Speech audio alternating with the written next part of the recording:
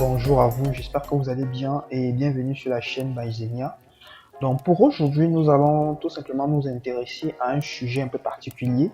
Donc ici, il s'agit d'un challenge. On va essayer de réaliser le challenge qui avait été lancé récemment, en ce qui concernait l'énigme de la boîte de Pandore, où il était question tout simplement de pouvoir récupérer une clé depuis une boîte cryptée. Tout à l'heure, nous allons lancer la boîte, nous allons lancer le challenge, nous allons voir à quoi ressemble cette boîte et comment est-ce que on pourra récupérer, extirper des informations dessus. Donc à partir d'une boîte qui est cryptée, nous allons récupérer un certain nombre d'informations et à partir des informations que nous aurons, nous allons effectuer différents types de traitements dessus, valider au niveau de la plateforme depuis un formulaire pour pouvoir remporter des cadeaux. En principe, le challenge avait pour but pour les acteurs, pour les différents participants, de pouvoir mettre en place des stratégies, de pouvoir mettre sur pied des logiques de fonctionnement, de pouvoir mettre sur pied des traitements sur des données en entrée. Genre, par exemple, si j'ai une donnée en entrée qui est cryptée, par exemple, comment est-ce que je peux pouvoir l'exploiter, la traiter et puis avoir quelque chose en sortie qui me sera favorable en fait. Donc c'était ça en principe l'objectif du challenge. Donc sans plus tarder, ce que nous allons faire, c'est que on va ouvrir la plateforme. Donc on va essayer de se loguer sur la plateforme. Donc je vais récupérer le lien ici que j'ai, donc le lien de la plateforme, et on va ouvrir à partir de Chrome.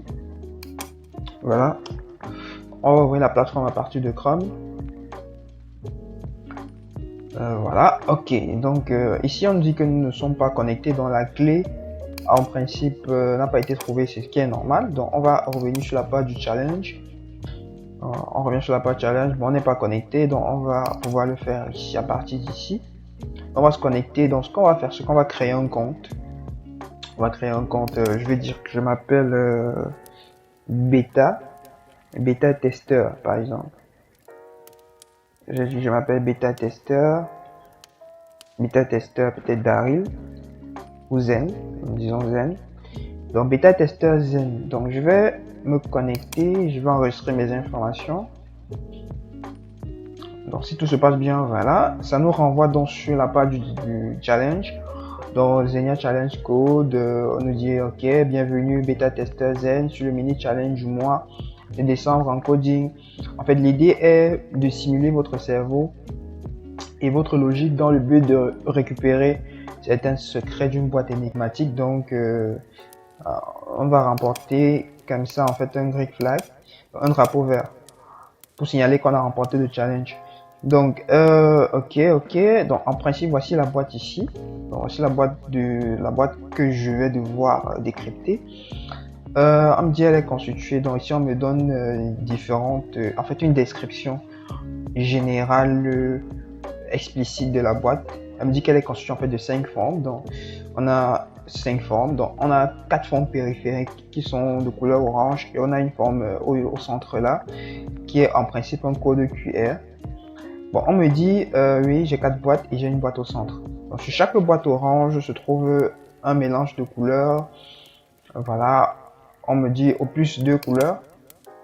Voilà, une des couleurs est dominante sur l'autre. Voilà, il est question de trouver dans un premier temps pour chaque boîte orange les 2 couleurs qui composent celle-ci, puis de récupérer la couleur minoritaire. Une couleur minoritaire étant définie comme étant celle dont le nombre de pixels correspondant à cette couleur est inférieur au nombre de pixels correspondant à la couleur majoritaire. Donc en principe, ce qu'on explique, c'est que si je prends par exemple, je reviens ici, donc après je vais enregistrer, je vais télécharger l'image et je vais pouvoir mieux analyser. Donc en grosso modo, on a une boîte comme celle-ci et on a une forme de haut, une forme de gauche, une forme à droite et une forme en bas, une forme centrale. Donc si je prends l'exemple sur la forme du haut, la forme du haut est composée de plusieurs couleurs en fait. Donc on a dit au plus 2 couleurs. Donc on a 2 couleurs en fait. Une couleur représente quoi? Généralement quand on travaille en informatique, plus précisément sur des images, on travaille sur ce qu'on appelle des pixels. Et maintenant les pixels en fait sont des petits points. Donc, imaginez vous êtes vous avez peut-être ce triangle ici, en fait ce rectangle ici. Vous ne pourrez pas voir ces petits points là. Mais si on récupère l'image et qu'on zoome, on zoome au fur et à mesure l'image, on va se rendre compte qu'il y a des petits points en fait qui vont apparaître. C'est ça qu'on appelle des pixels. Et chaque pixel ici sera représenté par une couleur, un code de couleur bien défini. Généralement, c'est défini sur 3 couches, voire 4 couches, d'où le fait qu'on parlera de RGB pour définir la couleur rouge, verte et bleue. Donc, automatiquement, ou alors RGBA en 4 couches. Donc, ce que l'on va faire dans un premier temps, donc voilà, en principe de challenge. Donc, vu que je suis déjà enregistré, on me dit bonne chance à toi, bêta testeur. Voilà. Et ici, il sera question d'entrer la clé. Donc, je vais déjà faire un premier test sans pouvoir valider la clé pour voir si ça fonctionne. Donc, je vais valider n'importe quoi ici.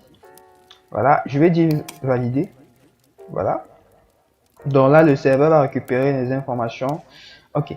Donc, je reviens sur la même page et je reviens un peu vers le bas. Donc, on me fait comprendre que vous n'avez droit. Bon, apparemment, j'ai droit à 10 tentatives et échec de la tentative restant 9. Ça veut dire que je n'ai pas réussi à valider la bonne clé. Donc actuellement, il me reste 9 tentatives, donc il faudrait que je fasse très attention.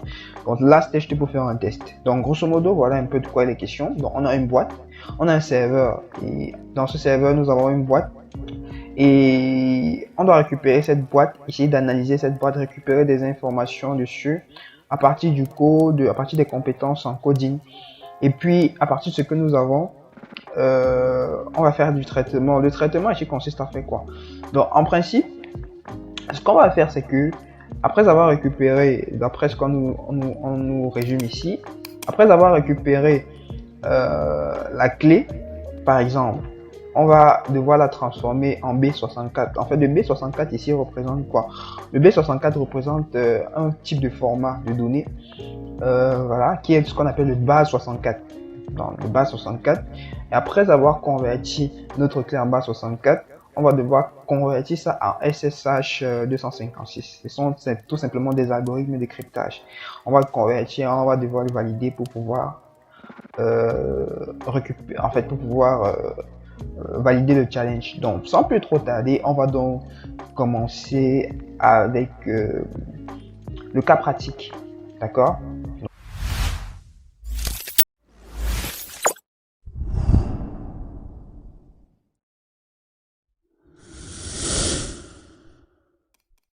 Ok, donc la première étape sera ici déjà de 1, de préparer notre espace de travail. Très important.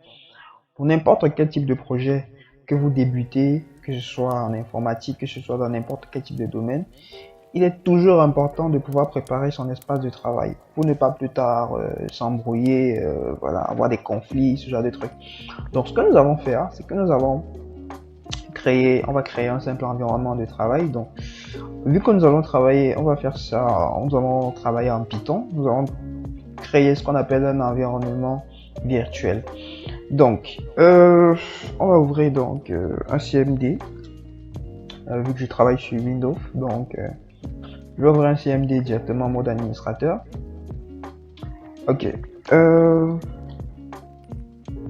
et donc je vais changer un peu la couleur ici, voilà.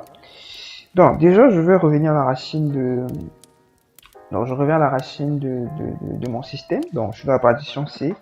Donc ce que je vais faire, c'est aller dans Envcode, voilà. Et à partir de Envcode ici, je vais créer mon environnement mon environnement virtuel. Première des choses que je vais vérifier déjà ma version de Python. Donc je vérifie, je suis sur la 3.12.8. Bon, peut-être alors que je fais la vidéo, il y a d'autres versions qui sont déjà sorties, mais c'est pas grave. Moi, je vais travailler avec cette version. Donc ensuite, ce que je vais faire, c'est je vais créer mon environnement. Je vais faire un pip virtual env. Voilà, je vais créer un environnement ici que je vais appeler quoi? Je vais appeler résolution challenge. J'appelle résolution challenge Pandore. Voilà, env. C'est vrai que c'est un peu lent, mais bon. Donc, je vais créer ça comme ça. Je vais créer mon environnement virtuel ici.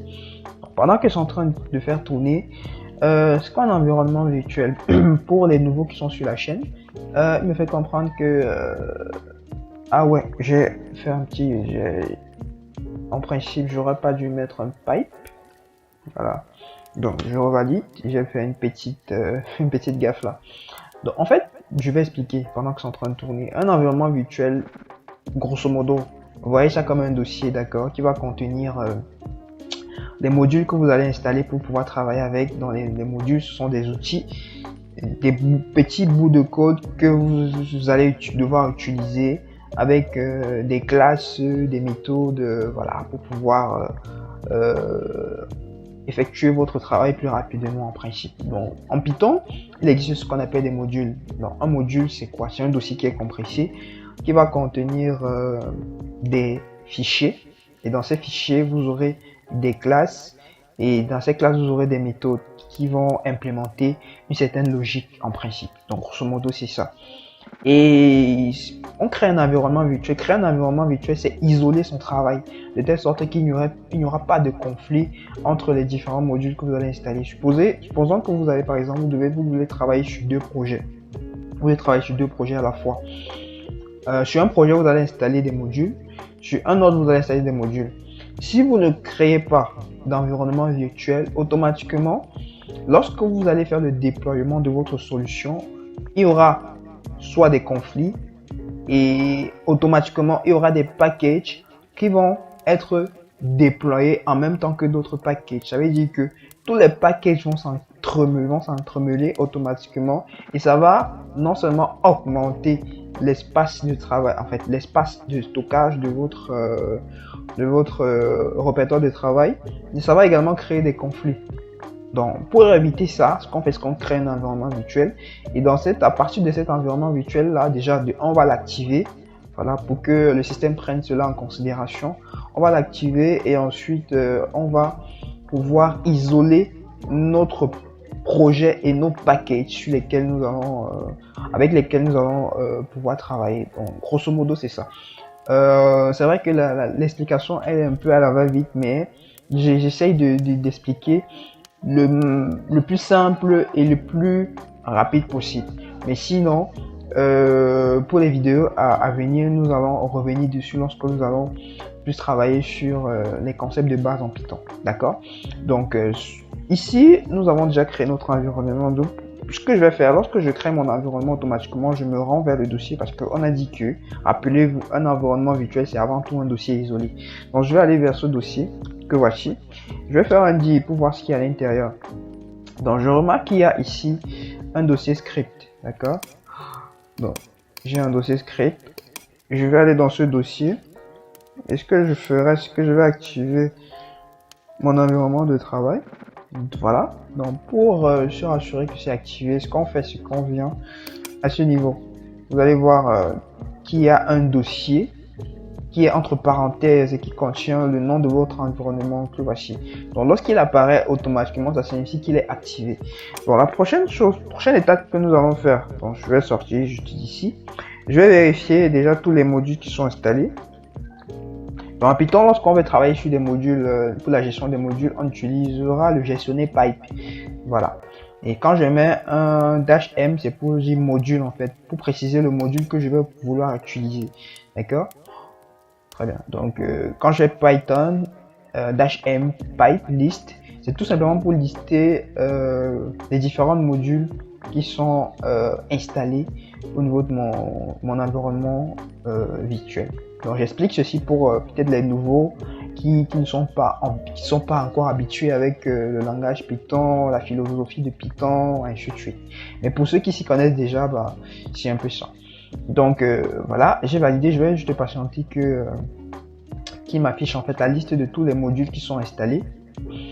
Voilà. Normalement, ça devrait pas mettre autant de temps, mais bon, on va devoir patienter.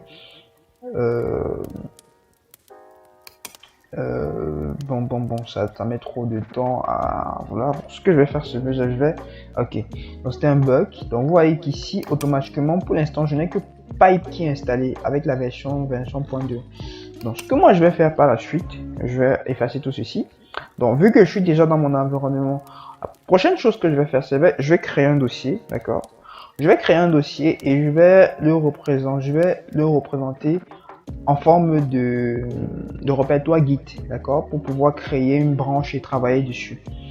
Pour éviter que si je commets par exemple des erreurs, je pourrais revenir en arrière par exemple. Voilà. Donc ici aussi, pour Git, je reviendrai dessus, d'accord, ne vous inquiétez pas. C'est juste que après avoir créé mon environnement virtuel pour isoler mon travail, je vais créer un dossier que je vais matérialiser en ce qu'on appelle un répertoire Git. Donc un répertoire Git ici va tout simplement ça va me permettre de créer une ou plusieurs branches qui sera en principe toujours des répertoires de travail et ça va faire en sorte que je vais pouvoir isoler mon travail, d'accord. Je vais isoler une version de mon travail. Lorsque je vais terminer de travailler, lorsque je vais finir de travailler sur cette version là, je pourrai la fusionner sur mon répertoire principal, d'accord. Et généralement on appelle ça du CI. On travaille en collaboration, ça veut dire que je peux travailler sur un projet et sur ce projet là je travaille avec plusieurs personnes vont travailler sur des versions bien définies. Voilà, lorsqu'ils vont finir de travailler sur une feature, généralement en termes techniques c'est feature ou fonctionnalité, lorsqu'il va finir de travailler sur sa fonctionnalité, il va pouvoir fusionner ça avec le répertoire principal. Lorsque un autre va finir de travailler sur sa fonctionnalité, il va pouvoir fusionner, grosso modo. Ça fait en sorte que si j'ai peut-être une erreur ou alors j'ai fait une erreur sur une version, je peux revenir sur une des versions précédentes pour faire des modifications, faire du patching, ainsi de suite, grosso modo c'est ça. Donc ce que je vais faire, c'est je vais créer un nouveau dossier ici, d'accord. Je vais appeler ça lab, d'accord. Je vais appeler lab 1 ou lab decrypt tout simplement. Donc lab decrypt, voilà. Donc le dossier il est créé, donc il est lab decrypt. Je vais donc aller dans ce dossier et ce que je vais faire un git init, d'accord. Donc le git init ici grosso modo va initialiser, va définir en principe mon lab decrypt comme étant un dépôt git. Donc lorsque c'est fait, je peux faire un d, et lorsque je fais un d ici par exemple j'ai un point là, ce que je vais faire c'est que je vais aller dans ce point, d'accord. Et si je l'ouvre, vous allez voir qu'il y aura plusieurs fichiers, plusieurs répertoires de configuration, des i, des hooks en fait. Ce sont ces éléments-ci qui définissent en fait qui va dire à mon système que attention, mon lab decrypt que je suis en train de vouloir créer ici en principe c'est un dépôt Git, d'accord. Bien, bon, la prochaine étape sera ici de créer ma branche, d'accord. Donc l'idée ici c'est de quitter de ma branche principale vers une branche test sur laquelle je vais pouvoir travailler.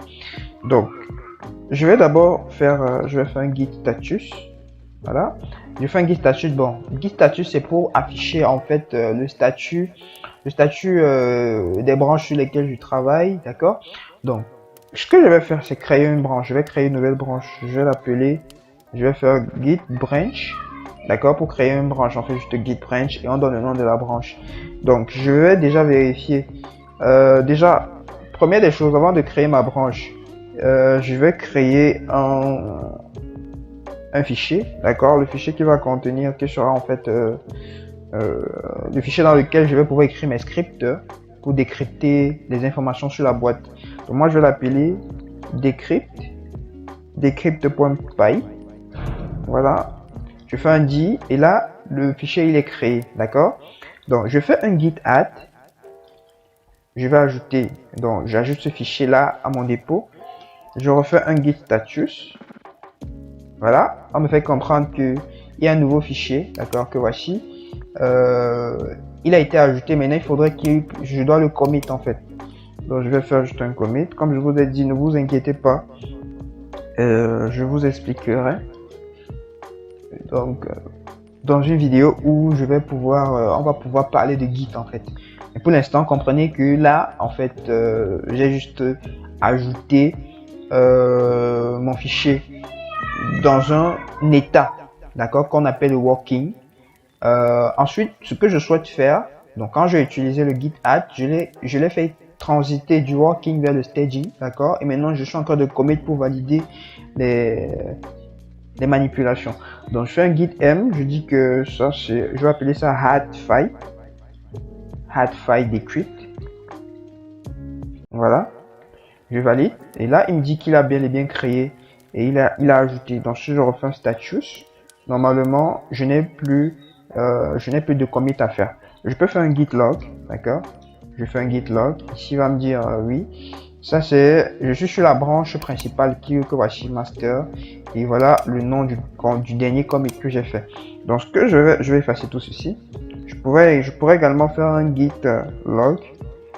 D'accord? Je fais un one line pour afficher les informations avec moins de détails.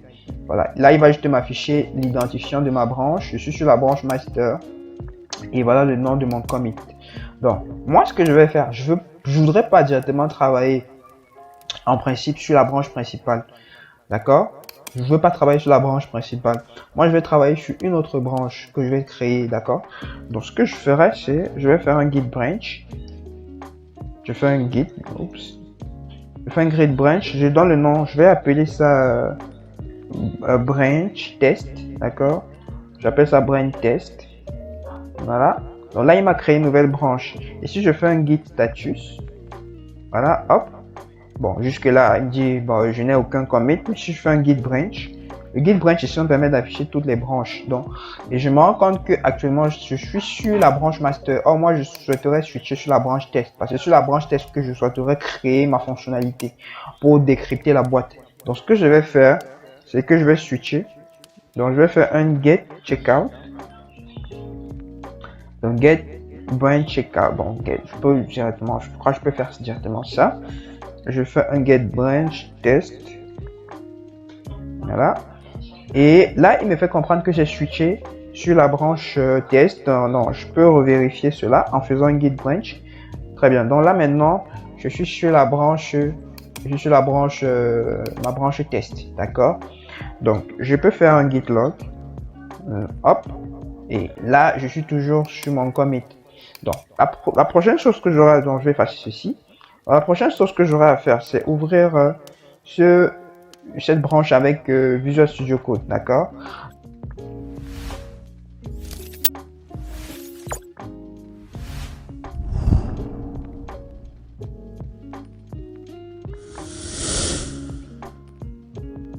Ok, donc la prochaine étape va consister tout simplement à ouvrir notre environnement, d'accord? Donc on va ouvrir notre environnement avec VS Code. Donc, et un raccourci qui existe directement à partir de l'invite command qui permet d'ouvrir un projet directement sur mon VS Code. Donc il suffit de faire code suivi en fait du nom du dossier que vous souhaitez ouvrir. Alors dans mon cas, comme je me suis directement dans l'app Decrypt, donc ce que je vais faire ici, c'est faire code point. En informatique, généralement, quand on utilise le point, c'est pour dire que c'est ici, c'est pour dire ici en fait. Donc tu vas m'ouvrir ceci, tu vas m'ouvrir ce répertoire-ci, d'accord? Voilà pourquoi je fais code. Si je voulais par exemple ouvrir un dossier dans mon lab Decrypt qui se nommait par exemple test, d'accord? Je vais faire code test, ça devait ouvrir le dossier code, ça devait ouvrir le dossier test directement à partir de mon VS Code, d'accord? Et comme moi je souhaite ouvrir directement le dossier lab Decrypt, donc ce que je ferai, c'est juste un point comme ceci et hop, je valide et là, ça va ouvrir mon lab Decrypt en tant que non seulement un dépôt kit pour pouvoir faire des modifications. Si j'ai peut-être par exemple des problèmes, je pourrais revenir en arrière, mais à partir de mon environnement de travail, mon environnement virtuel également. Ça veut dire que je pourrais installer des packages et ces packages là seront isolés dans cet espace de travail là. Voilà, donc ici nous avons dans notre donc vous voyez qu'à partir de là j'ai pu ouvrir. Et si je viens par exemple ici, vous allez voir il y a un petit source contrôle là qu'on a mis. Voilà, bon, je clique dessus. Là, c'est encore en train de scanner en principe mon répertoire en tant que dépôt Git. Donc voilà.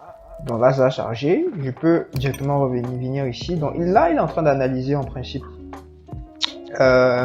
tout le contenu de mon dépôt. Donc moi, ce que je vais faire, c'est revenir. Je vais venir sur mon decrypt, d'accord?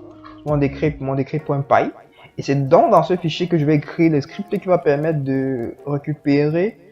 Donc je reviens sur le serveur. Qui va permettre de récupérer le code de cette boîte. Donc nous allons faire ça en plusieurs étapes, d'accord? La première étape va consister à télécharger l'image depuis la plateforme. Donc c'est ce que nous allons faire. Donc pour télécharger une image, c'est aussi simple que ça, je vais juste faire un clic droit, d'accord. Mais avant de faire le clic droit, ce que j'aurai à faire, je vais revenir sur mon espace de travail. Donc je vais revenir sur mon espace de travail. Je reviens sur mon espace de travail et je regarde ce qu'il y a à l'intérieur. Bon, j'ai un fichier. Je vais également créer un autre dossier que je vais appeler médias. D'accord. Voilà. Et je n'oublie pas, je fais un get status. Dans mon get status, on me dit que bah, bon, automatiquement, il n'y a rien pour le moment. Voilà. Donc, je vais sortir. Voilà. Donc, je fais un dial. Donc là, j'ai médias. Je vais aller dans médias. Donc, je vais dans médias. Et quand je suis dans médias, je vais faire un stat. Point. Pour dire que je souhaite ouvrir en principe ce dossier à partir de mon explorateur de fichiers. Donc, je valide ça. Ça me permet de récupérer la route pour pouvoir directement mentionner cela dans mon navigateur comme route par défaut qui va pouvoir enregistrer cette image-ci. D'accord? Donc, je reviens sur mon serveur. Je fais un clic droit. Je vais dire enregistrer l'image sous. Donc, je vais enregistrer l'image en local pour facilement travailler dessus. Voilà. Et hop, je vais revenir dans ce que je fais, ce que je reviens sur mon média. Je reviens ici. Je vais copier la route. D'accord? Je copie la route où je souhaiterais que cette image là soit enregistrée. C'est ici. Donc je vais là, on va laisser le nom boîte Pandore PNG. D'accord? Je vais enregistrer. Après enregistrement, je vais revenir vérifier si ça a matché. Donc je viens, hop, et je constate que ok, l'image elle est bel et bien là. D'accord? Très bien.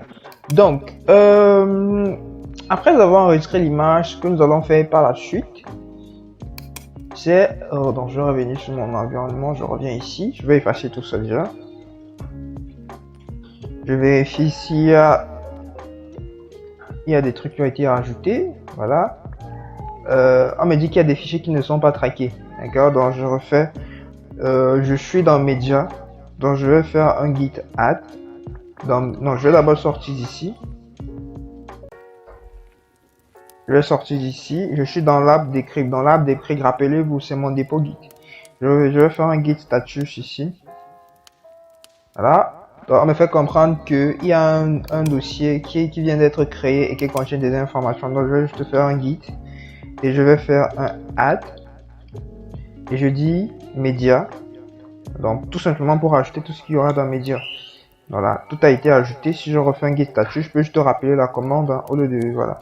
Je rappelle la commande. Hop, on me dit qu'il y a un nouveau répertoire avec du contenu qui a été ajouté en working, d'accord. Sauf qu'il n'a pas encore été ajouté en standing pour pouvoir le commit. Donc, je vais juste faire. Donc, j'ai déjà fait un git add. Maintenant, il faudrait que je le commit. Donc, je fais un commit et je dis que c'est add media. Add media, voilà, je l'appelle comme ceci, hop, et là ça va tout simplement me créer ce dépôt. Ce qui fait que si je fais un git log one line, voilà, j'ai bel et bien, je suis non seulement sur la branche test et j'ai également ajouté un nouveau commit add media, d'accord. Donc je vais effacer tout ceci, voilà. Donc la prochaine étape va consister à découper en principe, parce que je vais faire ça en plusieurs étapes, d'accord. La première étape va consister à découper. Je vais d'abord découper cette image-ci en plusieurs images. Donc je vais récupérer la forme de chaque représentation en orange depuis ma boîte. Donc pour faire ça, je peux utiliser différents logiciels d'édition d'images comme Photoshop. Je pourrais également faire avec PowerPoint, n'importe quel Paint, même si je veux. Pour moi, je suis assez ingénieux, d'accord. Donc je vais récupérer cette image, je vais l'ouvrir à partir d'un PowerPoint. Donc ça va me faciliter la tâche. Donc très bien, je récupère dans cette image là et je vais dupliquer. Donc ce que je vais faire, c'est dupliquer cette image en plusieurs portions, d'accord. Donc hop, je vais dupliquer, je crois 5 fois, voilà. Et à chaque fois, je vais venir récupérer. Donc je vais juste récupérer. L'objectif en fait c'est de faire quoi? L'objectif c'est de récupérer, donc je vois que c'est un peu beau, c'est un peu nombreux, donc je vais d'abord annuler. Je vais partir sur une seule image, d'accord? Voilà, je récupère d'abord le premier. Et la première forme que je vais récupérer, c'est ma forme du haut, dans le rectangle orange du haut. Donc je vais juste rogner cela.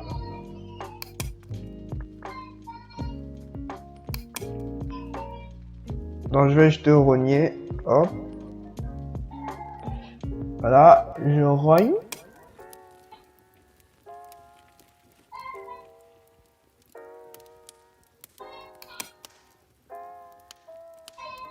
Voilà, là je pense qu'on est bon. Ok. Et je vais directement enregistrer en principe ma première forme, donc c'est celle du haut. Il ne faudrait pas que je l'oublie. C'est celle du haut, donc je vais l'enregistrer dans le même répertoire. Tac, donc je reviens sur ma route ici. Je vais venir récupérer cette route et je vais venir la valider. Voilà, il faut dire que je souhaiterais enregistrer l'image à ce niveau. Donc très bien, on va l'appeler image du, on va l'appeler tête du haut, donc je vais l'appeler haut, pour dire que c'est l'image du haut. Voilà. Donc là j'ai enregistré, j'ai fait le premier enregistrement, je peux supprimer cette image-ci.